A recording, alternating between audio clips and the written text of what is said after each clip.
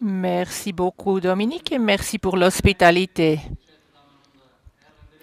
Monsieur le Président, Messieurs les conseillers fédéraux, chers délégués, chères familles de l'UDC, je vous souhaite la bienvenue à notre première assemblée des délégués de cette importante année. Importante parce que dans à peine 9 mois se tiendront les élections au Conseil national et au Conseil des États et que les jalons seront posés pour notre pays. Vous le savez comme moi et comme tous les membres de notre parti. Ces élections seront décisives pour l'avenir de notre pays. Le 22 octobre, nous devrons mettre un terme à cette nuisible politique de la gauche rose-verte.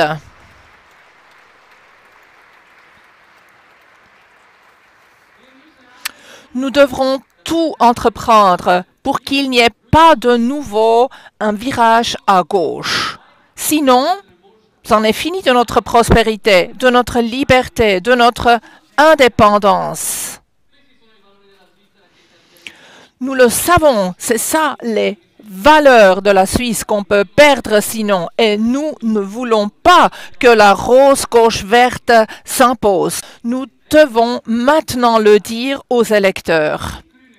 La politique de la gauche rose verte est suicidaire. Elle détruit tout ce qui fait le succès de la Suisse. Les exemples sont hélas trop nombreux. La gauche a provoqué la crise de l'électricité en arnaquant la population avec la stratégie énergétique 2050. Elle veut accorder l'asile au monde entier. Elle veut nous dicter ce que nous pouvons penser et comment nous devons parler et écrire. Mais non, et on ne veut pas de ça. Vous voulez ça? Non, ben. Alors, c'est une folie cela, il faut lutter là contre. Mais il ne suffit pas que seul l'UDC se batte contre cette folie. Si nous voulons stopper l'avancée de la gauche, nous devons également collaborer avec les bourgeois raisonnables. Concrètement, nous voulons des apparentements de listes généralisés avec le PLR. C'est la seule façon d'empêcher que des sièges supplémentaires aillent à la gauche. C'est exactement ce qui s'est passé lors des dernières élections fédérales de 2019. Par exemple, dans les Grisons, où un siège y a été attribué à John Poult, Parti socialiste. La gauche a profité du flair. Cela ne doit pas se reproduire cette fois-ci. Nulle part ailleurs. Nous voulons des apparentements de liste dans chaque canton. La balle est maintenant dans le camp du PLR et elle est responsable si la gauche gagne des sièges supplémentaires à cause de l'absence d'apparentement de liste. Nous devons tout faire ensemble pour empêcher une nouvelle victoire de la gauche. Il est donc très important que notre référendum sur la loi coûteuse et mensongère sur la protection du climat ait abouti. C'est vraiment génial qu'il ait abouti ce référendum. Plus de 100 000 signatures et seulement 50 000 auraient été nécessaires. Vous l'avez lu dans le journal qu'on a eu autant de signatures? Ben non, ils ne l'ont pas écrit. Mais ce n'est qu'un succès partiel. Nous ne devons pas relâcher. Nous devons maintenant gagner la votation populaire qui devrait avoir lieu mi-juin. Cette campagne de votation sera décisive. Bien que nous manquions déjà d'électricité aujourd'hui, la gauche veut interdire le mazout, le gaz, le diesel et l'essence. Et puis, le chauffage et la conduite automobile ne seront plus possibles qu'à l'électricité. Du coup, il faut beaucoup plus d'électricité. Cela augmentera aussi les coûts. Malgré cela, l'approvisionnement électrique à prix abordable ne sera pas suffisant en hiver.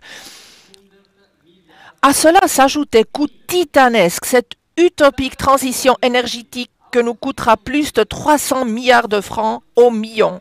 Ce sont les propriétaires et les locataires, les automobilistes, les familles et les commerçants qui devront payer. En clair, nous tous, stoppons cette folie de la gauche.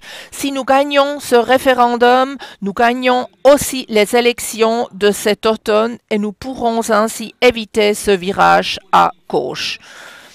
Nous voyons également où nous mène la politique de gauche avec l'immigration. Il y a beaucoup trop d'étrangers qui arrivent et ce ne sont pas les bons. Le système d'asile a échoué. C'est un véritable chaos et nous le devons à la gauche, qui veut ouvrir grand les portes du pays au monde tout entier. Ils ne font pas la différence entre les réfugiés politiques et les migrants économiques. Ces touristes de l'asile venus du monde entier sont une bombe à retardement pour nos institutions sociales. Ils finissent par ailleurs presque tous à l'aide sociale, où ils reçoivent gratuitement un all-inclusive comprenant loyer, caisse maladie, transport public, nourriture, habits, et bien plus encore sans avoir jamais versé un franc.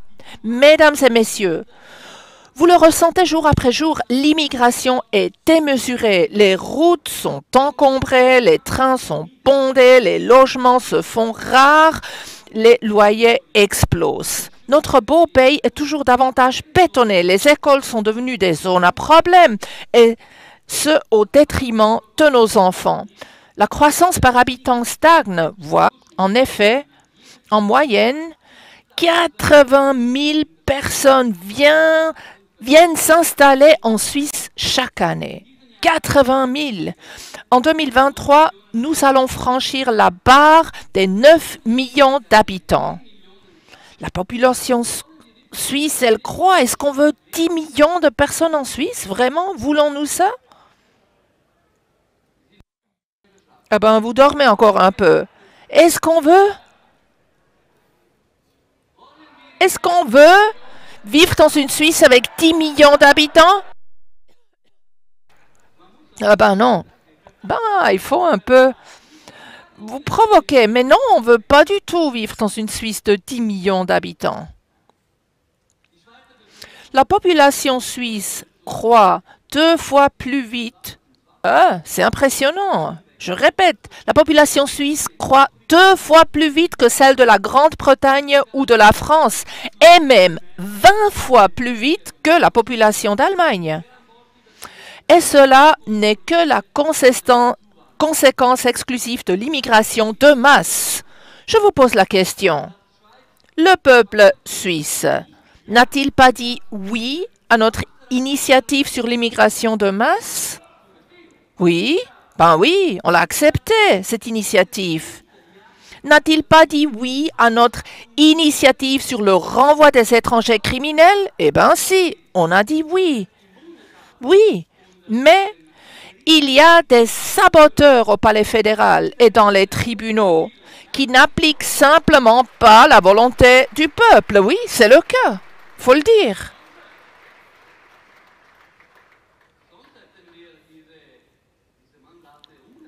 Sinon, on aurait exécuté ce qu'on a décidé lors de ces votations. Il y a quelque chose qui ne marche pas au Conseil fédéral.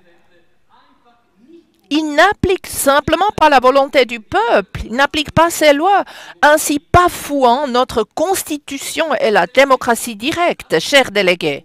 Nous ne pouvons et ne devons pas accepter cela, et il est donc d'autant plus important que nous gagnions les élections. L'UDC est le seul parti qui peut et veut enfin stopper les destructeurs de la Suisse de la gauche rose-verte. On veut les arrêter, non? Oui, on le veut.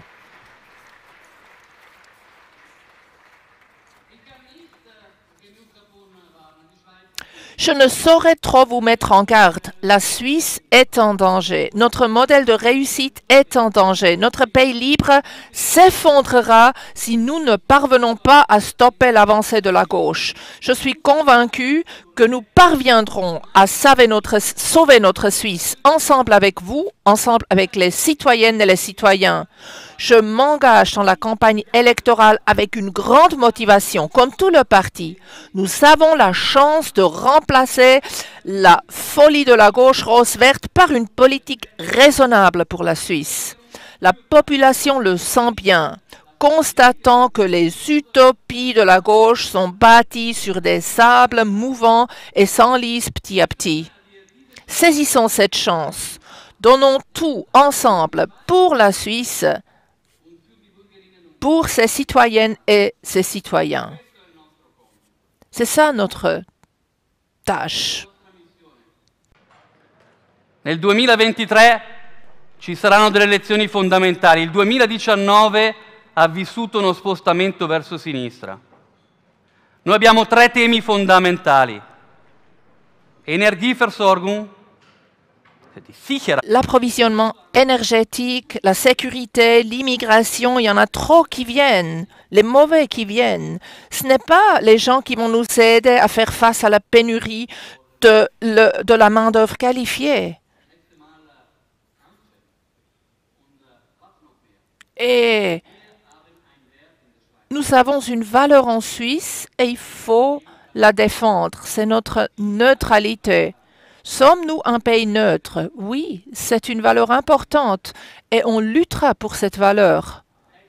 Du coup, êtes-vous motivé?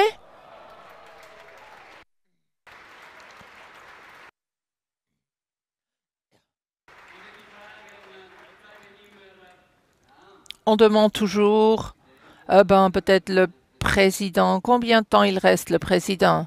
C'est à vous de décider. Mais moi, je suis très motivé de rester et de lutter avec vous. Nous devons gagner les élections.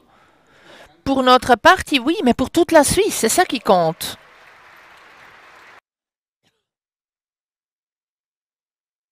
Et finalement, c'est qui commente? À la maison, c'est ma femme, typiquement. Dans notre parti, moi, je suis le président, j'assume la responsabilité. Dans le Conseil fédéral, je ne le sais pas. Merci.